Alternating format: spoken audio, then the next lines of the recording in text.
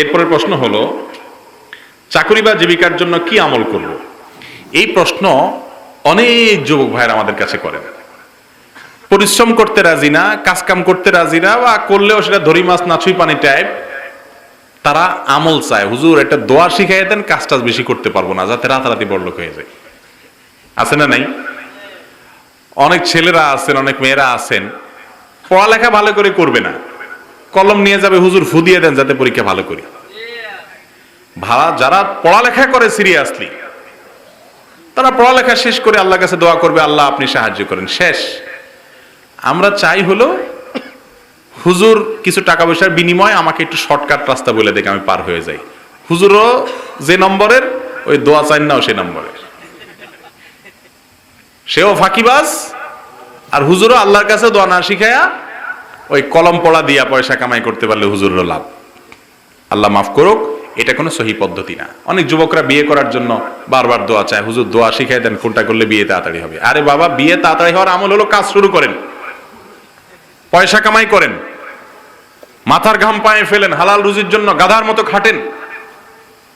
কোন ইজ্জতের ভয় করিয়েন না হালাল উপার্জন করতে গিয়া, গাধার মতো খাটে টাকা উপার্জন করেন।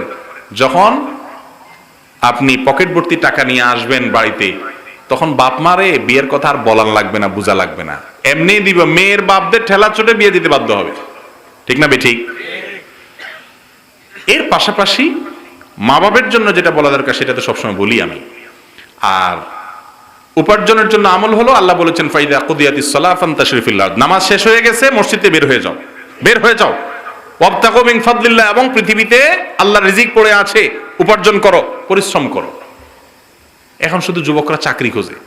আজকে এক ভাই হোটেলে দেখা করতে আসছে, আয়েশা বলতেছে হুজুর দোয়া করেন, সরকারি চাকরির জন্য চেষ্টা করতেছে। আমি বলি এই চাকর হওয়ার জন্য আমি দোয়া করবো কেন?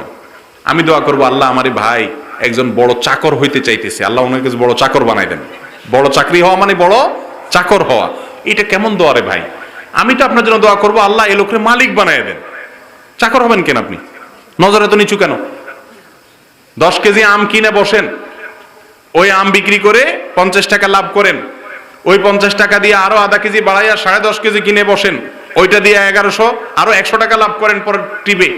এরপর এইভাবে আস্তে আস্তে তিল তিল তিল করে সামনের দিকে আগান। কথার কথা, উদ্যোক্তা হন, ছোট ছোট কাজকে সিরিয়াসলি করে করে বড়র দিকে হন। নবী করিম সাল্লাল্লাহু আলাইহি ওয়াসাল্লাম একটা হাদিস আছে, ইন্নাল্লাহা ইউহিব্বু ইযা আমিলা আহাদুকুম আমালান আইয়ুতকিনাহু, আল্লাহ তাআলা পছন্দ করেন বান্দা যদি কোনো কাজ করে, সেটা দুনিয়ার কাজ হোক আর আখিরাতের কাজ হোক, আমালান যে কোনো কাজ যদি বান্দা করে, সেটাকে যদি খুব ভালো করে করে, সিরিয়াসনেসের সাথে করে, গুরুত্ব দিয়ে করে, আল্লাহ তাআলা সেটা পছন্দ করেন।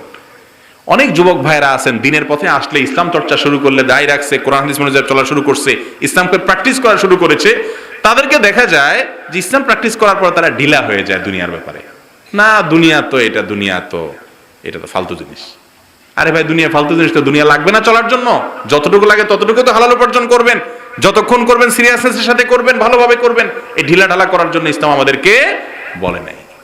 অতএব উপার্জনের জন্য সিরিয়াসনেস হবেন। এর পাশাপাশি আমাদের একটা আলোচনা আছে ইউটিউবে এবং ফেসবুকে, বরকতের 10টি চাবি, সেটা শুনে নেবেন। যে আমলগুলোর মাধ্যমে সবকিছুতে আল্লাহ তাআলা বরকত দান করেন, ইনশাআল্লাহ বিইذনিল্লাহ আল্লাহ তাআলা বরকত দেবেন। বিসমিল্লাহ পড়ে শুরু করবেন এবং আল্লাহ যদি অল্প দেয় তাতে সন্তুষ্ট থাকবেন, কিন্তু চেষ্টাতে যেন ত্রুটি না হয়।